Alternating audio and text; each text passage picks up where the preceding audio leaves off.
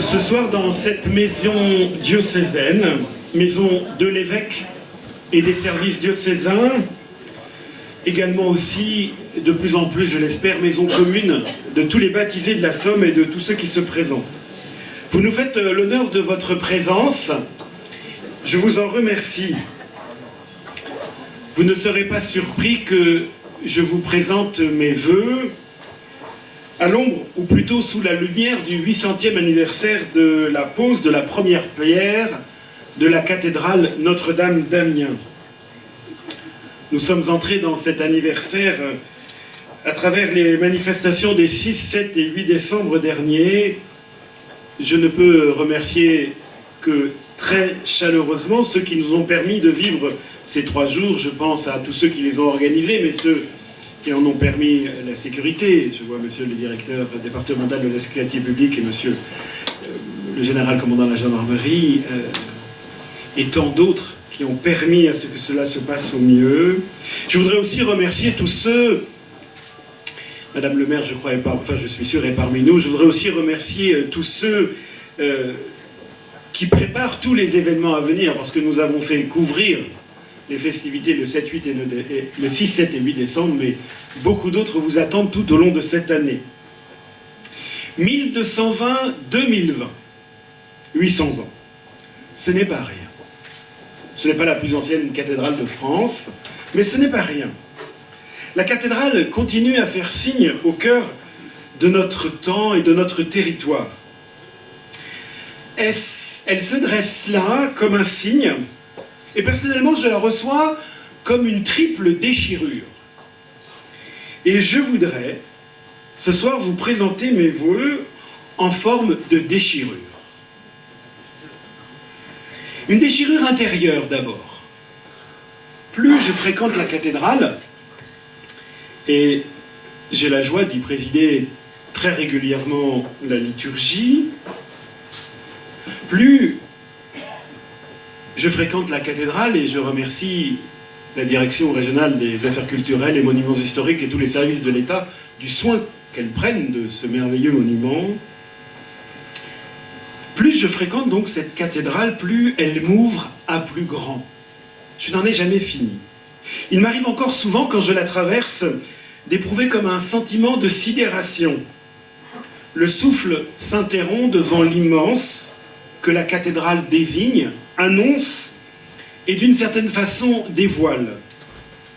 Des volumes, une lumière, des formes qui subjuguent sans écraser. L'expérience d'une élévation inattendue.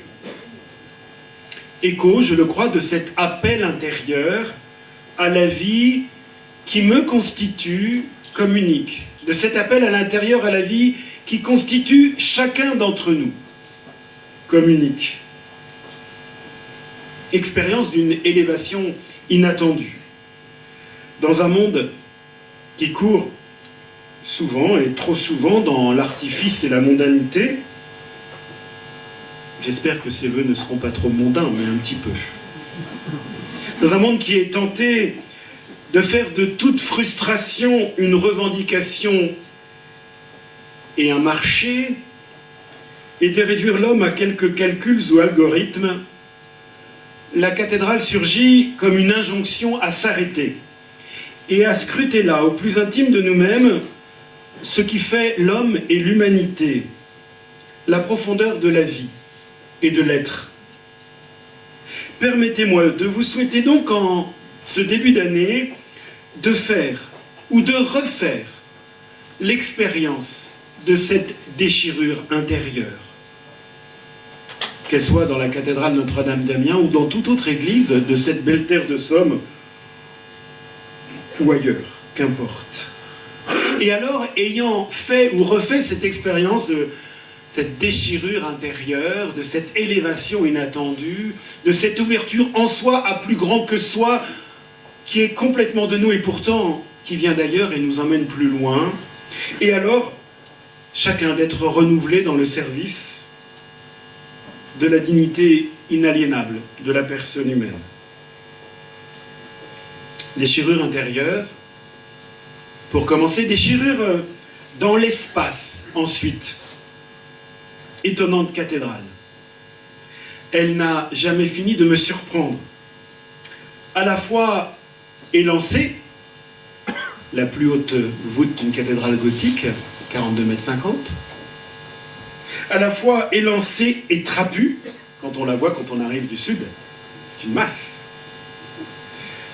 Imposante et discrète, imposante évidemment, mais on peut, à force de vivre à côté d'elle, l'oublier. Si riche en statuaires et sculptures, et dans le même temps, me donnant un sentiment de grande sobriété, se montrant et se dérobant, insaisissable à jamais d'un seul regard, la cathédrale est posée là. Au milieu d'une ville qui a beaucoup évolué depuis 800 ans, mais sur laquelle elle veille en majesté et comme une mère. Au milieu d'une terre, parce que la cathédrale d'Amiens est le bien de tous les Samariens, bien plus largement que les habitants de la ville. Sur cette terre, elle veille comme une mère. Permettez-moi ici de saluer tous ceux qui sont engagés au service des habitants de la Somme, ceux qui portent un engagement politique, au sens le plus fort du terme, c'est-à-dire au service de la cité, un engagement éducatif, et il y a de nombreux chefs d'établissement parmi vous, de membres de la communauté éducative, le président de l'Appel, des présidents d'OGEC et tant d'autres. Il y a aussi les éducateurs. Ceux qui, au service de la cité, tiennent un engagement juridique, Madame la Présidente du tribunal administratif, Madame le procureur, ceux qui tiennent un engagement syndical, ceux qui sont engagés dans la vie économique. Elle peut être pour son propre profit, mais beaucoup la vivent aussi et d'abord au service du bien commun. Un engagement associatif, un engagement religieux aussi. Je salue les prêtres, les religieux, les religieuses, les diacres. Je salue les pasteurs, les représentants, notre frère prêtre de la communauté orthodoxe, nos frères des communautés musulmanes. L'engagement religieux a évidemment une connotation politique. Aimez-vous les uns les autres n'est pas une vague allusion affectivo-mystico-gélatineuse. Elle désigne un horizon d'une société à vivre. Oui, je voudrais saluer, alors que je réfléchis sur cette déchirure dans l'espace qu'est la cathédrale, tous ceux qui sont engagés en politique, et je pense bien sûr tout particulièrement à ceux et celles qui se présenteront au suffrage des électeurs pour les élections municipales de mars prochain. Je voudrais leur dire toute ma reconnaissance. Déchirure dans l'espace, donc, que notre cathédrale, comme si elle nous posait la question « Comment veux-tu habiter l'espace ? Que veux-tu en faire et pourquoi ? Quelle société veux-tu construire ?» La récente rencontre européenne organisée par les frères de Thésée, communauté œcuménique en Bourgogne, le pèlerinage de confiance, tous les ans, au moment du 1er janvier, ils organisent un pèlerinage de confiance. Ils étaient 15 000 jeunes en Pologne. Cette récente rencontre avait pour thème « Toujours en route, jamais déraciné ». Et je pensais à la cathédrale. La même est toujours en mouvement. Ceux qui en ont pris soin depuis 8 siècles l'ont enrichi. Toujours en route, jamais déraciné. C'est ainsi que des Polonais du siècle dernier désignaient une femme vivant de l'Évangile. Toujours en route, toujours en mouvement vers l'autre, toujours en don et en engagement libre pour le bien commun. Pour nous catholiques, toujours une église en sortie, à l'image du Dieu Trinité, dont l'une des clés est de contempler Dieu qui ne cesse de sortir de lui-même dans le Fils, dans le retour au Père et dans le jaillissement de l'Esprit. Une église toujours en sortie, toujours en engagement de fraternité. C'est celui que nous avons pris pour les années à venir lors du récent synode diocésain.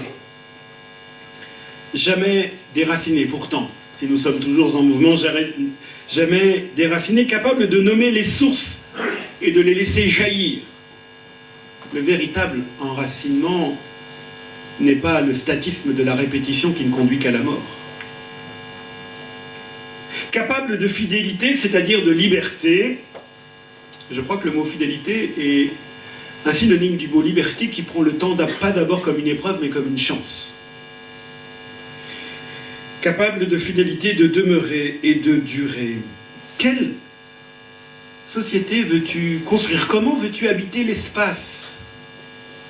Je me souviens ici que 1220, année de la pose de la première pierre de la cathédrale, est aussi l'année de la rencontre de Saint François d'Assise, qui est sur le portail, le premier à aller vers le paradis, au jugement dernier. Je me souviens que 1220 est aussi l'année de la rencontre de Saint François d'Assise avec le sultan Al-Malik al-Makim. 800 ans, une rencontre prophétique. Je voudrais tout particulièrement saluer ici nos frères et sœurs musulmans. Je formule le vœu que nous soyons ensemble de ceux qui aident nos contemporains à habiter l'espace et à vivre ensemble dans la vérité, la justice et la paix. Et je formule pour tous ici présents aussi le vœu que, à la lumière de la cathédrale, vous entriez dans cette déchirure de l'espace pour servir là où vous êtes, vivez et travaillez une authentique fraternité, une vie sociale à hauteur d'homme, un espace humainement habité et traversé. Que nous soyons toujours en mouvement, mais jamais déracinés. Déchirure dans le temps, enfin. Depuis 800 ans, la cathédrale traverse le temps et se dresse comme un cygne. Étonnamment préservée des guerres et révolutions qui pourtant ont sévi sans doute plus qu'ailleurs en notre terre de Somme, la cathédrale brise le temps comme répétition sans fin. Levée vers le ciel dès sa conception, c'était l'intention des hommes et des femmes du Moyen-Âge, elle l'ouvre à un au-delà du temps. Est-ce que tout cela a un sens? Demandent beaucoup de gens. Sur quoi cela peut-il déboucher? Quel peut être le sens profond de la solidarité entre générations et comment la vivre? La question des retraites renvoie aussi à cette question. La question de l'écologie, plus que jamais. Ce matin, des propos de jeunes adultes m'ont été rapportés qui m'ont saisi. De toutes les façons. Dans 150 ans, le monde n'existera plus. Le temps, l'une des dimensions constitutives, est l'une des dimensions constitutives de la personne humaine. La cathédrale fait signe vers un au-delà du temps qui, s'il nous déborde, ne nous digérera pas, mais récapitulant tout dans l'amour, donnera à chacun et à tous d'accéder à la plénitude. Du moins, telle est la foi des chrétiens. Ceux qui ont construit la cathédrale il y a 800 ans avaient une vive conscience de l'enjeu d'éternité de la vie d'ici-bas. Tous aujourd'hui ne partagent pas la foi des bâtisseurs, et même ceux qui la partagent, je le constate assez souvent, n'ont pas toujours la conscience de cet enjeu d'éternité. Mais le signe reste là, et l'appel qu'il nous lance. Cet appel, ne vous trompez pas, pour les chrétiens, n'invite aucunement à fuir le temps. C'est exactement le contraire. Il y a un sens profond à habiter ce temps, puisqu'il ne se dissoudra pas dans le vide, mais sera récapitulé dans l'amour.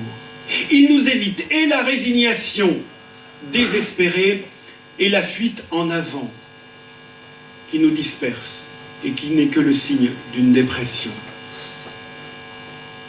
C'est pourquoi, à cause de ce signe du temps et cette foi qui habite les chrétiens, c'est pourquoi les chrétiens veulent s'engager avec tous les hommes et les femmes de bonne volonté qui ont saisi ce sujet avant eux ou en même temps qu'eux, et les chrétiens ne sont loin d'être les plus nombreux et les premiers engagés, mais mais c'est un sujet qui leur tient à cœur. C'est pourquoi les chrétiens et notre diocèse veut s'engager tout particulièrement sur les questions d'écologie intégrale dans le sillage de l'encyclique du pape François Laudato Si, loué sois-tu.